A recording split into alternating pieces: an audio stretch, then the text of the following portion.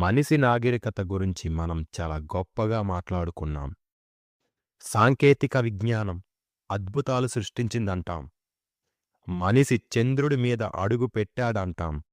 కానీ ఈ ప్రపంచ చరిత్రను ఒక్కసారి నిశితంగా పరిశీలిస్తే ఒక కఠినమైన సత్యం కనిపిస్తుంది.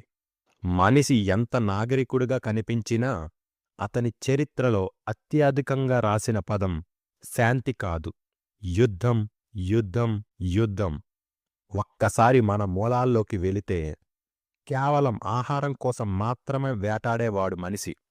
మరి ఇప్పుడు ఆధిపత్యం, అధికారం కోసం మనిషి మరో మనిషిని వేటాడుతున్నాడు. ఈ మధ్య మిడిల్ ఈస్ట్ మళ్ళీ అగ్గి రాజేసుకుంది. ఆకాశం గర్జించే యుద్ధ విమానాలతో నిండి ఉంది. భూమి బాంబు పేలుళ్లతో వణుకుతోంది.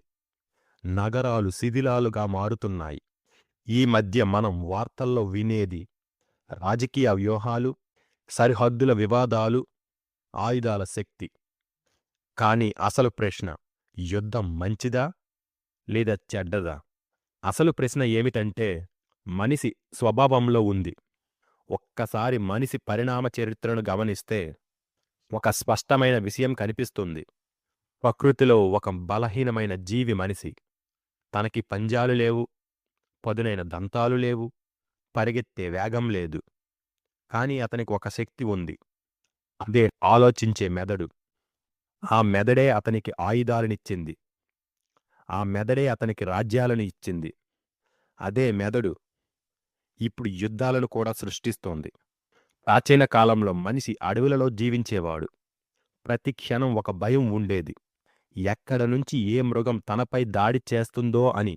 ఆ భయం అతని మెదడులో గాఢంగా నాటుకుపోయింది. ఆ భావన ఒక సూత్రంగా మారింది. ముందుగా దాడి చేసినవాడే బ్రతుకుతాడు అన్న సత్యాన్ని గ్రహించింది. ఇప్పటికీ అదే తర్కం దేశాల మధ్య కనిపిస్తోంది. ఒక దేశం ఇంకో దేశాన్ని అనుమానంతో చూస్తుంది. వాళ్ళు బలంగా మారితే మన మనుగడకు ప్రమాదం అని భావిస్తోంది. అక్కడి నుంచే యుద్ధం పుట్టుకొస్తుంది. మనిషి యుద్ధం చేయడానికి అసలు కారణం మట్టి కాదు. మట్టి అంటే కేవలం ప్రకృతిలో ఒక భాగం మాత్రమే.